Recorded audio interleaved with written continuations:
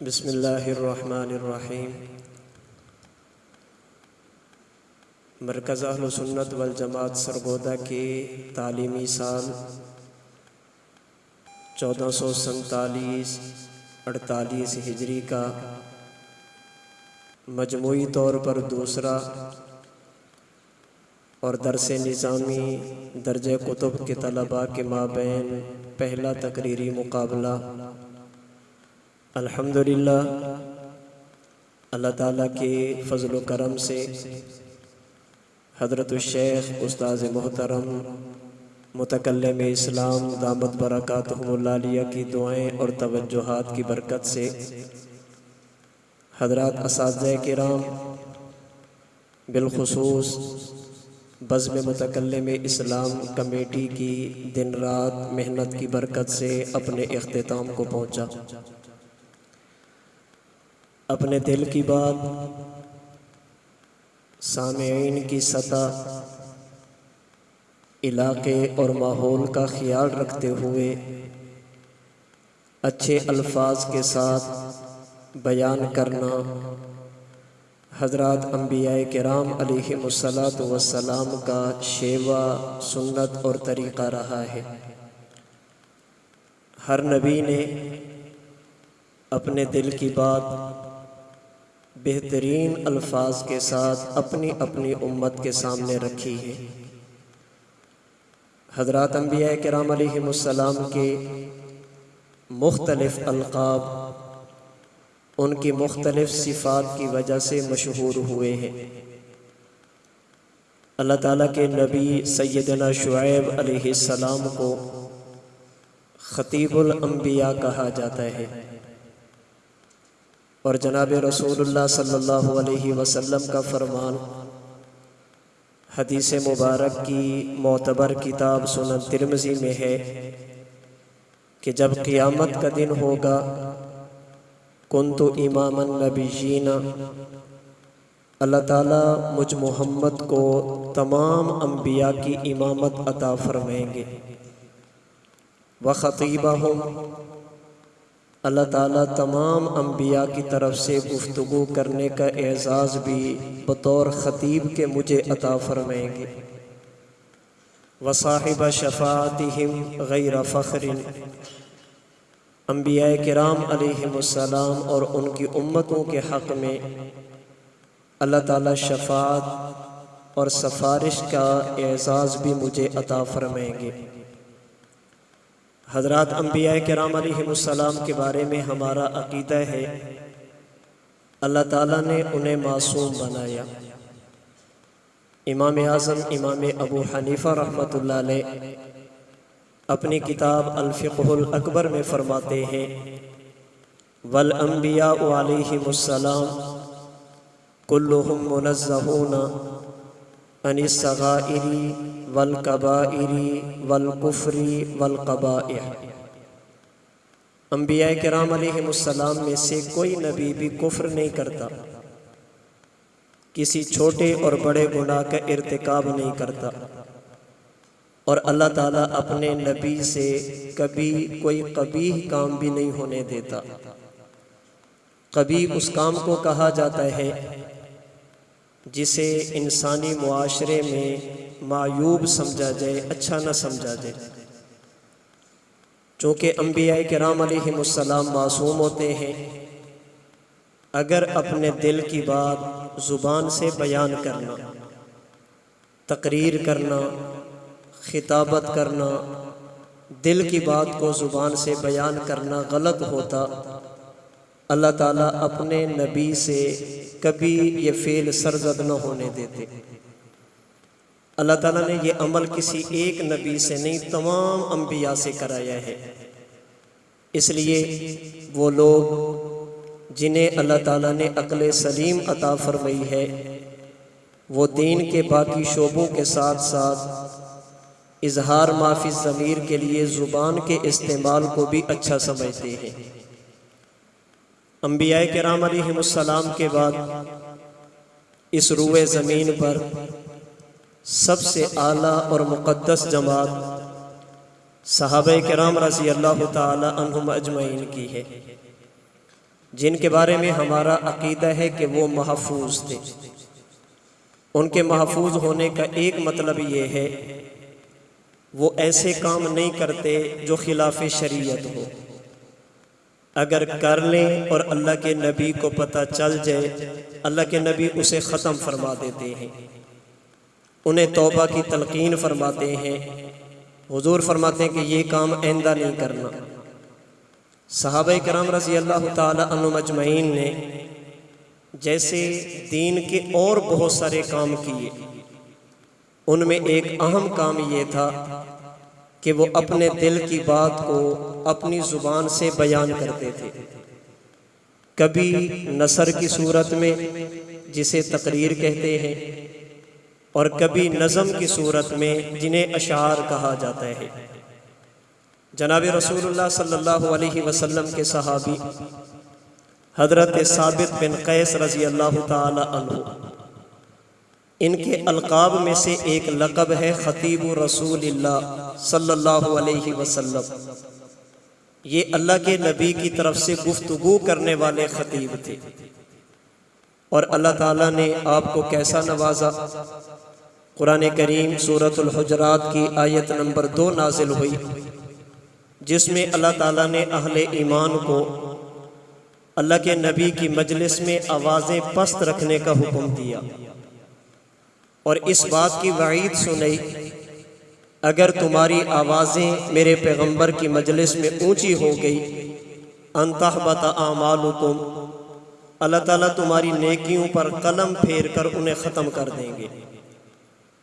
نیکیاں ختم ہونے کا معنی یہ ہے اصول اور قانون کے درجے میں یہ لوگ ابتدائی طور پر جنت کے مستحق نہیں ہوں گے۔ حضرت ثابت بن قیس رضی اللہ تعالی عنہ کی آواز اونچی تھی، یہ آہستہ بھی آواز سے بات کرتے تو بڑی دور تک آواز جاتی۔ اللہ کے نبی کا یہ صحابی اللہ کے نبی کی مجلس میں بیٹھتا نہیں، نماز پڑھی اٹھ کر گھر چلے گئے۔ اللہ کے رسول صلی اللہ علیہ وسلم نے ایک مرتبہ کسی صحابی سے فرمایا کہ جاؤ اور جا کر ثابت سے پوچھو خیریت تو ہے۔ عرض کیا اللہ کے نبی کو جا کر بتائیں آواز میری اونچی ہے، ڈرتا ہوں کہ کہیں اگر میری آواز اونچی ہو گئی تو اعمال ختم ہو جائیں گے، اعمال ختم تو جہنم میں نہ چلا جاؤ۔ نبی پاک صلی اللہ علیہ وسلم نے اپنے خطیب سے فرمایا انک لست من اہل النار ولکنک من اہل الجنہ، اے ثابت تو آیا کر اور کھل کر بولا کر، میں محمد گارنٹی دیتا ہوں اللہ تعالیٰ تجھے جہنم میں نہیں بلکہ خدا تجھے جنت میں داخلہ عطا فرمائیں گے۔ اگر یہ خطابت غلط ہوتی اللہ کے نبی اس کو ختم فرما دیتے۔ ہمارے حضرت دامت برکاتہم العالیہ فرماتے ہیں خطابت اللہ کے نبی کے اعلان نبوت سے پہلے بھی اہل مکہ کرتے تھے۔ حضور صلی اللہ علیہ وسلم نے اس خطابت کا ازالہ نہیں فرمایا، اللہ کے نبی نے خطابت کا امالہ فرمایا ہے۔ حضور نے یہ نہیں فرمایا کہ آج کے بعد تقریر نہیں کرنی، فرمایا کرنی ہے اور دین کی سربلندی کے لیے کرنی ہے۔ اللہ تعالیٰ کی توحید بیان کرو، حضور صلی اللہ علیہ وسلم کی نبوت پر دلائل دو، آپ کی خصوصیات اور ختم نبوت پہ بات کرو، اللہ کے نبی کی ناموس کا دفاع کرو، اپنے عقائد کی اشاعت کرو۔ تو اگر یہ خطابت غلط ہوتی اللہ کے نبی روک دیتے، اور صحابہ کرام نے حضور کے سامنے بھی اظہار معافی ضمیر کیا۔ سنن ترمذی کی روایت ہے اللہ کے نبی فاتح مکہ بن کر مکہ مکرمہ میں داخل ہوئے، تقریباً 21 سال اللہ کے نبی نے اہل مکہ کے ظلم برداشت کیے۔ 13 سال مکہ میں رہ کر، 8 سال مدینہ میں رہ کر۔ مکہ میں اللہ کے نبی پر بڑے ظلم کیے گئے، مدینہ منورہ میں پیغمبر کے قریبی خاندان کے لوگوں کے جسم کے ٹکڑے کیے گئے۔